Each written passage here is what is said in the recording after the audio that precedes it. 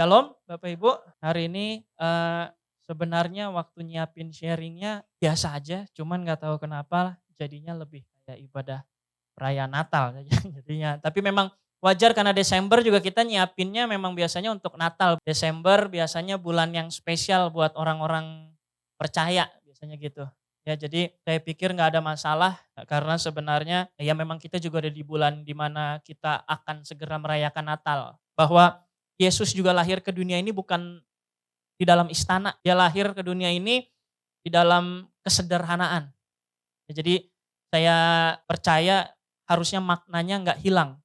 Meskipun kita dekorasinya sederhana karena sekali lagi Natal bukan tentang itu. Ya, tapi Natal bicara tentang kita memperingati kelahiran Sang Juru Selamat. So hari ini dapat judul khotbahnya adalah Terang Manusia. Ya sebenarnya ketika saya coba renungin agak apa maksudnya gitu ya. Jadi sama-sama aja kita buka dulu di Yohanes 1 ayat 1 sampai yang kelima. Bapak Ibu firman ini yang kalau saya selalu bilang Yohanes 1 tuh sometimes dia menuliskan sesuatu yang lebih jauh dari kitab Kejadian. Ya, kitab Kejadian dimulai dari penciptaan tapi Yohanes 1 lebih dari itu. Dia lebih jauh daripada sekedar penciptaan. Ya Yohanes 1 firman Tuhan bilang begini, pada mulanya adalah firman. Jadi bicara sebelum penciptaan. Ya, pada mulanya adalah firman. Firman itu bersama-sama dengan Allah.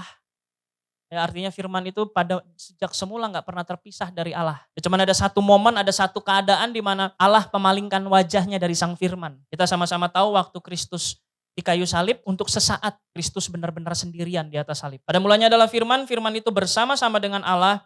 Dan apa? Firman itu adalah Allah. Ini pernyataan yang jelas. Jadi kita nggak perlu dibingungkan lagi. Yesus Tuhan atau Nabi, nggak usah bingung. Jelas, dia adalah Tuhan. Firman itu adalah Allah, firman Tuhan yang bilang dan kita meyakini itu, amin. Dia pada mulanya bersama-sama dengan Allah, diulang lagi ya karena kita tahu akan ada satu momen dia terpisah tentang sebuah penderitaan yang harus ditanggung sama Tuhan. Ya Tuhan harus menanggung dosa kita. Jadi jangan nanya kenapa Tuhan harus di kayu salib, jelas karena kita. Ya ada lagunya bahkan kalau setiap Jumat Agung tuh ya karena kita. Dia harus menderita kan gitu. Ya segala sesuatu dijadikan oleh dia, ya he is the creator, dia pencipta segalanya. Jadi jangan kita pertanyakan siapa yang menciptakan Tuhan karena nggak ada. Ya gimana kita bisa menjawab sebuah pertanyaan kalau pertanyaannya salah kan gitu. Nggak ada yang nyiptain Tuhan, dia pencipta. Tanpa dia tidak ada sesuatu pun yang telah jadi dari segala yang telah dijadikan. Ya. Ayat 4, nah ini yang jadi pokok ayatnya hari ini. Dalam dia ada hidup. Artinya apa? Artinya di luar dia nggak ada kehidupan. Artinya di luar dia cuma ada kematian dan kebinasaan. Makanya kenapa kita harusnya nggak hidup terpisah dari Tuhan. Firman Tuhan dengan sangat jelas menuliskan bahwa di dalam dia ada hidup. Kita nggak bisa hidup di luar Tuhan, Bapak Ibu. Kita nggak bisa hidup di luar Tuhan. Karena kehidupan cuma ada di dalam dia. Di luar dia cuma ada kebinasaan. Waktu Adam dan Hawa jatuh dalam dosa, mereka terputus dari Tuhan. Mereka terputus dari sumber hidupnya. Ya, ketika manusia jatuh dalam dosa, kita sedang memutuskan hubungan kita sama Tuhan. Ya, manusia sedang memutuskan hubungannya sama Tuhan. Dan di luar dia, firman Tuhan bilang gak ada hidup. Kenapa? Karena di dalam dia ada hidup. Artinya di luar dia gak mungkin ada kehidupan. Ya, orang-orang yang hidup di luar Tuhan kelihatannya doang hidup. Tapi sebetulnya sedang berjalan kepada yang namanya kebinasaan. Ya, atau kematian kekal. Ya, dan mereka-mereka itulah justru yang harusnya kita beritakan kabar baik. Amin. Ya, di dalam dia ada hidup. Dan hidup itu adalah terang manusia. Artinya kalau kita di luar Tuhan, kita nggak mungkin bisa hidup dan kita nggak mungkin ada terang. Artinya di luar dia cuma ada kegelapan dan kematian. Makanya firman Tuhan ini menarik banget sebagai permulaan. Bahwa di dalam Tuhan ada kehidupan. Dan hidup itu adalah terang manusia. Jadi setiap manusia yang di luar Tuhan, dia kehilangan terangnya. Padahal firman Tuhan bilang kita adalah terang dunia. Harusnya kita yang menyinari dunia yang gelap ini. Ayat yang kelima, terang itu bercahaya di dalam kegelapan. Lihat, seharusnya itu yang kita bawa untuk dunia yang gelap ini kan. Terang itu bercahaya di dalam kegelapan dan kegelapan itu tidak menguasainya. Tapi ketika manusia jatuh dalam dosa, justru kegelapan itu yang menguasai. Ya makanya waktu manusia diciptakan, manusia sudah dikasih satu tugas yang spesifik sama Tuhan. Bahwa manusia harus berkuasa atas bumi. Ya kalau kita baca di kitab Kejadian bahwa manusia harus berkuasa atas bumi, tapi karena kejatuhan manusia, akhirnya justru manusia yang dikuasai oleh dunia ini. Ya makanya kita sekarang tahu bahwa makna kelahiran Kristus. membuat kita akhirnya punya pilihan, ya. Manusia yang tadinya nggak punya pilihan lagi, karena manusia cuma tahu kegelapan, karena manusia cuma hidup menanti kebinasaan, melalui kelahiran Kristus, manusia jadi punya harapan lagi. Manusia jadi punya yang namanya pilihan. Manusia jadi punya yang namanya pilihan. Kita mau sama-sama lihat di Yohanes 3 ayat 19 sampai 21.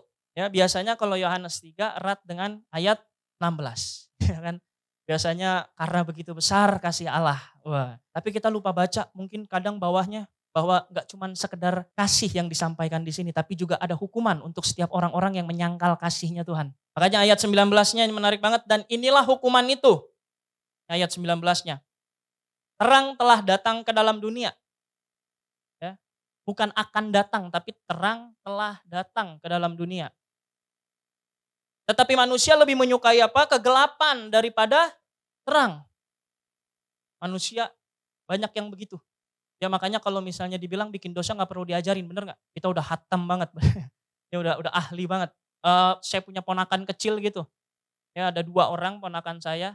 Doain semoga minggu depan datang. By the way, ya lagi coba ngajakin mama saya juga, mama saya belum percaya. Jadi lagi coba ngajakin juga dan kemungkinan minggu depan datang sini ibadah bareng. Ya, amin. Dan ponakan saya pas muliaan buat Tuhan, boleh. Ponakan saya ada 2, cowok sama cewek. Ya, yang cewek out of nowhere kadang dia tiba-tiba datengin kokonya gini. Ini sekarang udah agak gede sih, udah agak mending ya. Tapi kalau dulu pas kecil tuh masih datengin gini, pak, dia langsung pukul kokonya. Dia kalau misalnya, kenapa dipukul? Gak apa-apa.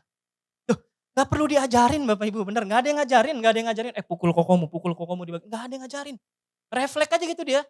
Ya sometimes gitu kan, manusia lebih suka hal-hal yang gelap. Kita gak perlu diajarin untuk bikin dosa, jago. Sejak kejatuhan manusia yang pertama. Makanya kenapa untuk hidup benar itu butuh perjuangan. Untuk hidup dalam kegelapan gak perlu. Kita gak perlu berjuang karena firman Tuhan juga udah jelasin. Terang telah datang ke dalam dunia tetapi manusia lebih menyukai kegelapan. Karena kita suka makanya kita gak perlu belajar, benar gak? Jago kita manusia tuh. Sebab perbuatan-perbuatan mereka jahat. Ayat 20, sebab barang siapa berbuat jahat membenci terang dan tidak datang kepada terang itu. Ya. Supaya perbuatan-perbuatan yang jahat itu tidak nampak. Ya, makanya setiap kejahatan pasti dilakukannya sembunyi-sembunyi, bener gak? Jarang kejahatan dilakukan secara terang-terangan, gak mungkin, bener gak? Cuma kebenaran yang kita lakukan secara terang-terangan. Kejahatan enggak, sembunyi-sembunyi pasti. Makanya malam paling sering terjadi kejahatan karena gelap. Untuk sembunyi-sembunyi lebih gampang gelap apa terang? Gelap lah. Kalau terang kan susah ya, kelihatan. Kan gitu. Ayat 21-nya tetapi, nah ini. Kelahiran Kristus membuat kita punya pilihan. Bapak Ibu kita perlu tahu satu hal bahwa tanpa kelahiran Kristus, tanpa adanya Kristus yang dijanjikan, kita nggak punya pilihan selain kematian dan kebinasaan. Kenapa? Karena firman Tuhan bilang satu-satunya jalan dan keselamatan dan hidup adalah siapa? Kristus, Yesus, nggak ada yang lain. Yesus sendiri mengklaim, akulah jalan dan kebenaran dan hidup, nggak ada yang lain. Nggak ada jalan keselamatan yang lain. Jadi kalau diperkenalkan sama jalan-jalan yang lain nggak usah ikutin. Sesat, udah pasti. Udah pasti nyasar jalannya. Karena jalan yang benar cuma satu. Dan tanpa Kristus kita nggak punya jalan. Kita nggak bisa milih jalan yang benar. Kita pasti milih jalan yang salah. Kita pasti milih jalan yang sesat. Makanya ketika terang manusia itu telah datang di ayat 19, kita dikasih pilihan untuk tinggal dalam kegelapan atau berlari kepada sang terang itu. Kita jadi punya pilihan. Makanya ayat 21-nya dibilang, tetapi barang siapa melakukan yang benar, ia datang kepada terang. Kita jadi punya pilihan, kita harus datang kepada siapa, bukan kepada apa. Jadi kalau misalnya hidup kita penuh kegalauan, hidup kita punya banyak masalah, bukan apa yang kita butuhkan, tapi siapa yang kita butuhkan. Dan saya percaya bahwa kita butuh Tuhan dalam segala keadaan. Dan harusnya kita datang ke situ ketika kita ada dalam masalah atau pencobaan. Barang siapa melakukan yang benar, ia datang kepada terang. Supaya menjadi nyata bahwa perbuatan-perbuatan yang dilakukannya dalam Allah.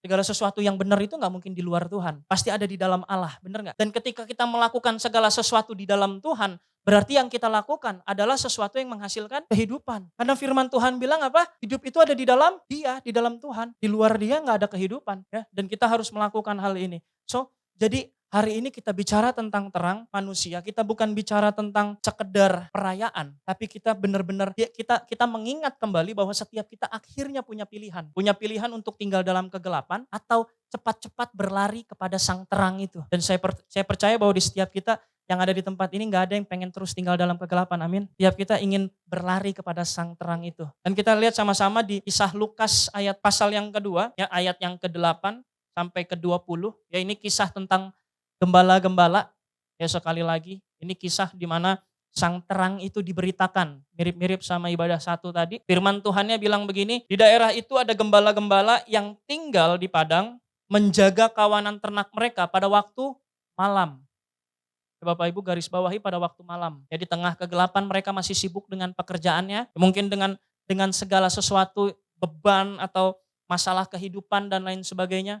Ya orang-orang yang nampaknya nggak punya pengharapan lagi. Justru kepada mereka diberitakan kabar baik ini. Mereka yang cuma sekedar melakukan rutinitas aktivitasnya mereka setiap hari ya sampai waktu malam. Ya tiba-tiba ayat 9-nya tiba-tiba berdirilah seorang malaikat Tuhan di dekat mereka dan kemuliaan Tuhan bersinar meliputi mereka dan mereka sangat ketakutan. Ya orang-orang yang terbiasa tinggal dalam kegelapan akan kaget ketika melihat terang. Ya mereka akan terkejut sesaat karena mereka nggak terbiasa untuk itu. Ya lalu kata malaikat itu kepada mereka, jangan takut.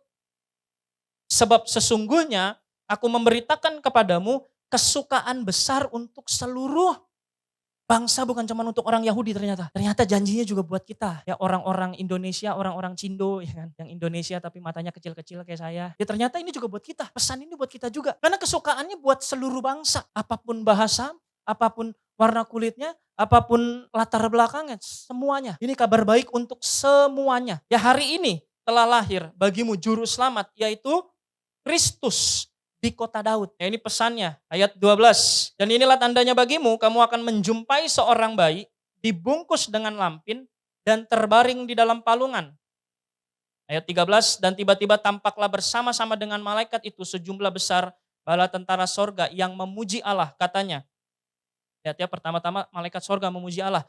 Kemuliaan bagi Allah di tempat yang maha tinggi dan damai sejahtera di bumi di antara manusia yang berkenan kepadanya. Jadi Bapak Ibu bayangin ya, gembala-gembala ini di tengah malam, ya, mungkin di kegelapan malam mereka dapat kabar baik ini. Mereka punya pilihan, mereka punya dua pilihan untuk tinggal bersama dengan domba-domba yang mereka gembalakan, untuk mereka tetap melakukan aktivitas mereka sehari-hari, untuk mereka tinggal di tempat-tempat yang gelap, mereka punya pilihan itu. Tapi ketika diberitakan kabar baik ini, mereka punya pilihan yang kedua ternyata. Setelah malaikat-malaikat itu meninggalkan mereka dan kembali ke sorga, gembala-gembala itu berkata seorang kepada yang lain, ini pilihan mereka ternyata. Marilah kita pergi ke Bethlehem. Ya, ada yang ngajak pasti nih. Ya, marilah kita pergi ke Bethlehem untuk melihat apa yang terjadi di sana seperti yang diberitahukan Tuhan kepada kita. Mereka punya pilihan untuk mereka nggak pergi ke Bethlehem, bener gak? Mereka punya pilihan untuk mereka tinggal di dalam kegelapan malam mungkin. Tapi enggak, mereka justru memilih untuk mereka datang kepada sang terang yang sejati. Itu kelahiran Kristus, terang manusia yang bicara tentang kita akhirnya punya pilihan yang tadinya kita nggak punya pilihan. Hidup ini tentang pilihan, bener gak sih? Setiap kita yang hari ini datang hari Minggu untuk beribadah, kita kan punya pilihan. Untuk makan bakmi aloy atau beribadah di tempat ini, setuju? Kita selalu punya pilihan dan kita akan selalu dihadapkan pada pilihan, bener gak? Makanya kenapa ketika mereka diberitakan kabar baik, gembala-gembala yang lagi mungkin kehilangan harapan ini, justru mereka memilih pilihan yang tepat. Ya, makanya ayat 15-nya bilang marilah kita pergi ke Bethlehem untuk melihat apa yang terjadi seperti yang diberitahukan Tuhan kepada kita. Ya lalu mereka cepat-cepat berangkat dan menjumpai Maria dan Yusuf dan bayi itu. Bapak Ibu yang menarik dari ayat ini adalah gembala gak pernah dipaksa untuk ketemu Yesus. Gembala gak pernah dipaksa, gembala cuma dikasih tahu. Ada kelahiran sang juru selamat loh, sang juru selamat, sang penebus bagi seluruh bangsa loh. Dia gak pernah dikasih tahu tuh, gak pernah dipaksa. Kamu harus ketemu bayi Yesus ya di Bethlehem ya, nggak dipaksa kayak gitu. Tapi mereka memilih untuk menjumpai bayi Kristus. Makanya di ayat 16-nya menarik banget firman Tuhannya. Lalu mereka cepat-cepat berangkat. Ya artinya mereka nggak menunda-nunda untuk berangkat. Mereka nggak menunda-nunda untuk ketemu sama Tuhan. Mereka nggak berlama-lama, santai aja lah. Beberapa orang, khususnya orang Indonesia kan kadang suka terkenal sama ngaretnya, bener nggak? Udah santai aja lah. Ditunggu lebih baik daripada menunggu kan gitu. Kita agak beda sama orang Jepang kan. Orang Jepang kan dia nggak boleh ditunggu, merasa bersalah mereka kalau ditunggu. Kalau kita kan kadang, nanti nyampe duluan juga akhirnya kita nunggu, bener nggak? Ya kan akhirnya kita jadinya berleha-leha kan kalau ini, enggak. Tapi gembala-gembala ini justru mereka cepat-cepat untuk berangkat dan menjumpai Maria dan Yusuf dan bayi itu yang sedang berbaring di dalam palungan. Ya, ayat 17, dan ketika mereka melihatnya, mereka memberitahukan apa yang telah dikatakan kepada mereka tentang anak itu.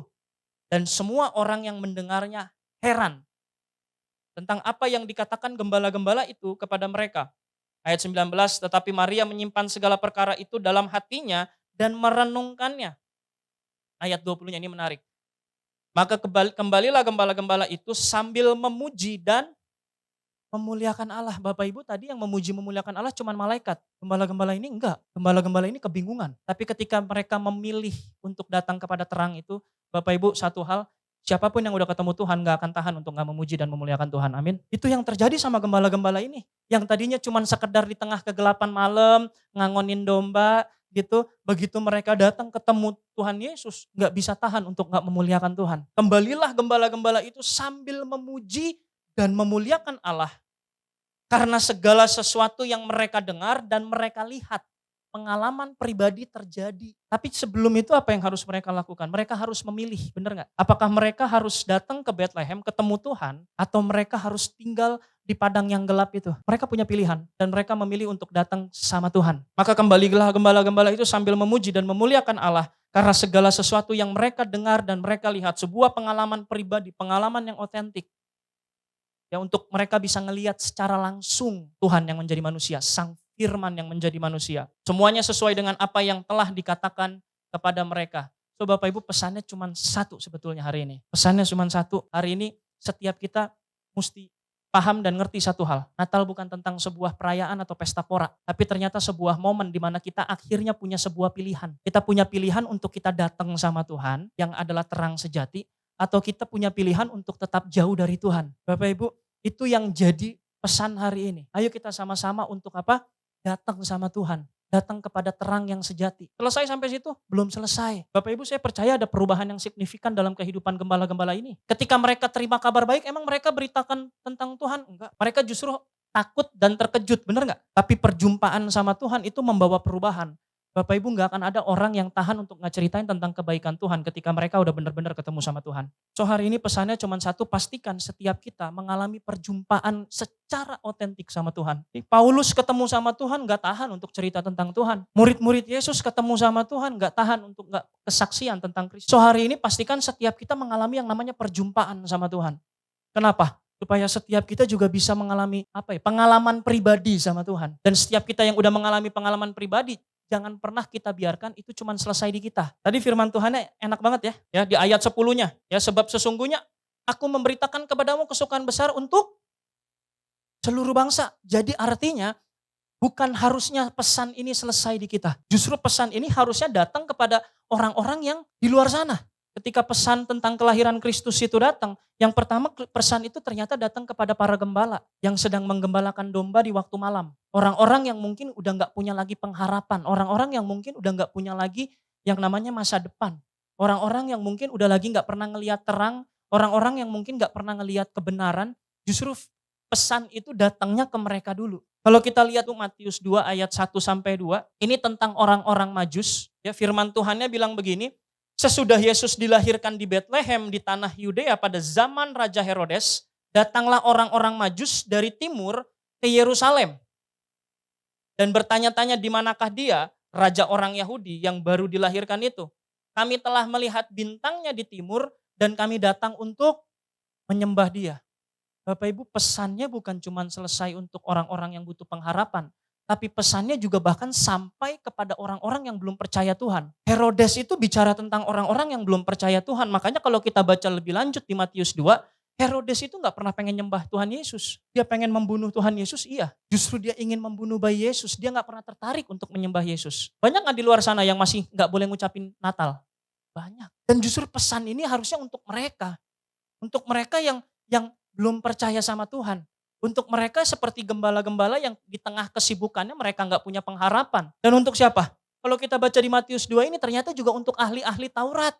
Untuk orang-orang yang tahu tentang kekristenan, tahu tentang Tuhan, tapi nggak percaya sama Tuhan. Makanya kalau kita baca di kisah Matius 2 ini, kita baca terus, kita akan lihat bahwa ahli Taurat bisa mendeskripsikan secara jelas di mana Yesus lahir. Tapi nggak ada satupun dari mereka yang datang menyembah Yesus. Banyak orang Kristen di luar sana yang kalau kata Pastor David bilang, kekristenannya kayak kapal selam. Januari sampai November tenggelam, Desember baru mulai muncul.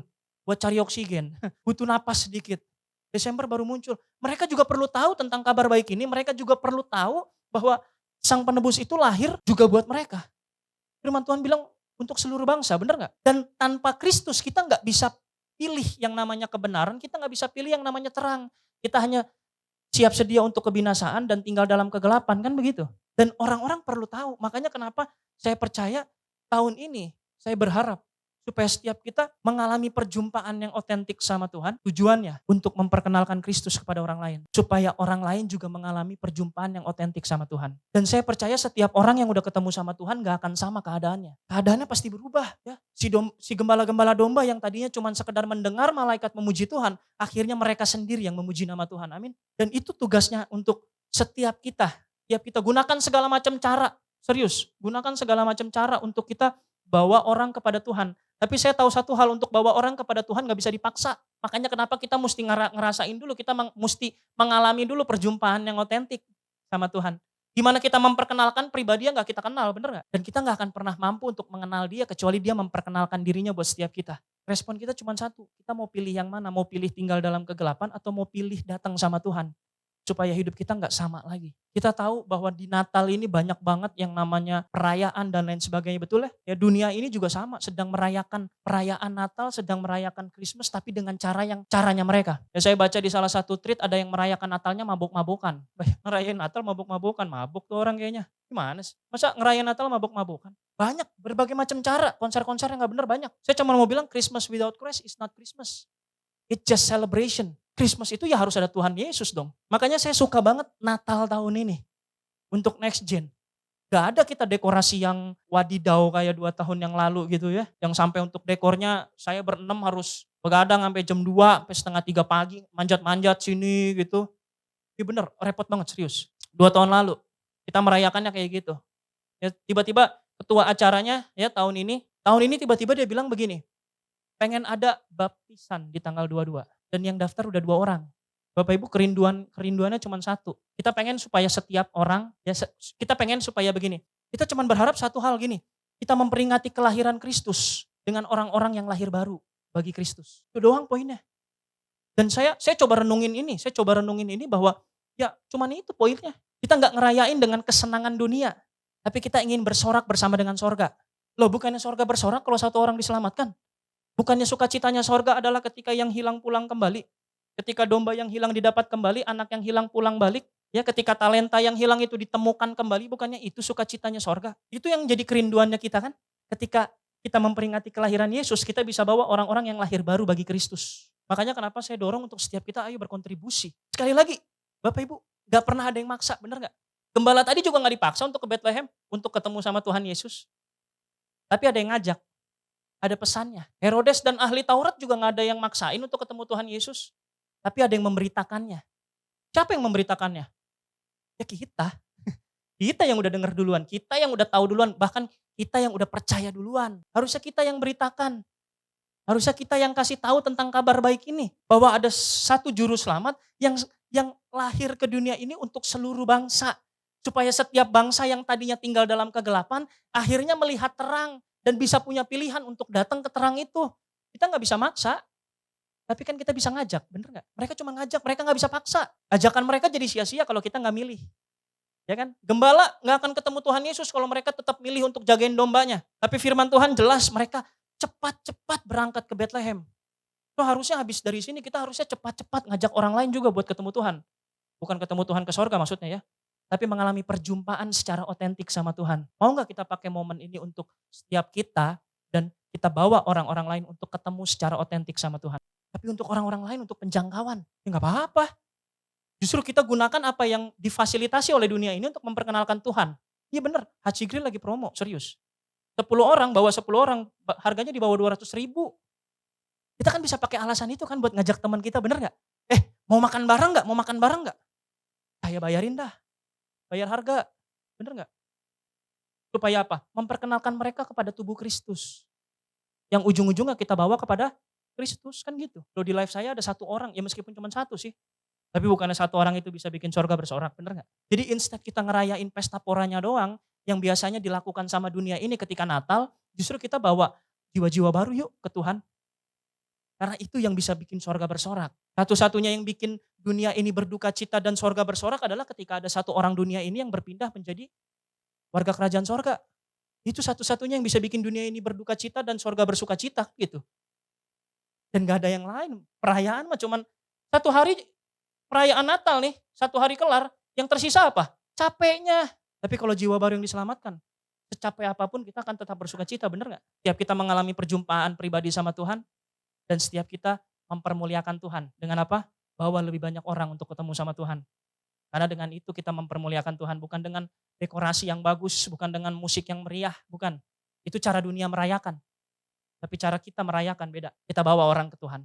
Kita ketemui setiap orang, perkenalkan tentang Tuhan. Siapa aja orang yang gak punya pengharapan, orang yang belum percaya sama Tuhan, jelas kayak Herodes, dan orang yang Kristen sih, tahu tentang Tuhan sih, tapi gak percaya. Ya karena tahu aja gak cukup, kita mesti percaya bukan sekedar tahu. So itu aja pesannya hari ini.